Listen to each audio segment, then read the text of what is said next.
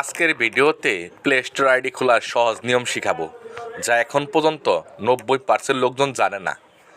শুরুতে আপনি প্লে স্টোরে অ্যাপ্লিকেশন ওপেন করবেন। যদি প্লে স্টোরে অ্যাপ্লিকেশন ওপেন করার পর সাইন ইন নামে একটা অপশন চালু হয়, তাহলে সাইন ইন অপশনে ক্লিক করবেন। আপনার সামনে এরকম অপশন চালু হবে। এখানে ক্রিয়েট অ্যাকাউন্ট নামে একটা অপশন আছে, ক্রিয়েট অ্যাকাউন্ট অপশনে ক্লিক করবেন। আপনার সামনে 1 এবং 2 দুইটি অপশন চালু হবে। 1 নম্বর অপশনে ক্লিক করবেন। আপনার সামনে ফার্স্ট নেম লাস্ট নেম দেওয়ার অপশন দুইটি অপশন চালু হবে। যে নাম দিয়ে আইডি খুলতে চান সে নাম বসিয়ে দিবেন। বসানোর পর নেক্সট অপশনে ক্লিক করবেন। আপনার সামনে জন্ম তারিখ দেওয়ার অপশন আসবে। আপনি জন্ম মাস, জন্ম তারিখ এবং জন্ম সাল এখানে দিয়ে দিবেন। দেওয়ার পর জেন্ডার সিলেক্ট করবেন। নেক্সট অপশনে ক্লিক করবেন। আপনার সামনে দুইটি অটোমেটিক ইউজার নেম চালু হবে। দুইটির মধ্যে যেটা ভালো লাগে সেটা টিক মারবেন। মারার পর নেক্সট অপশনে ক্লিক করবেন।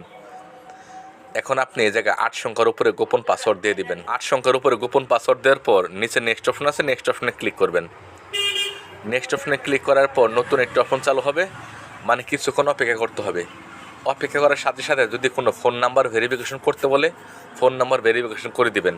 তারপর আই এগ্রি অপশনে ক্লিক করবেন। তাহলে প্লে স্টোর আইডি খুব সহজে খোলা হয়ে যাবে।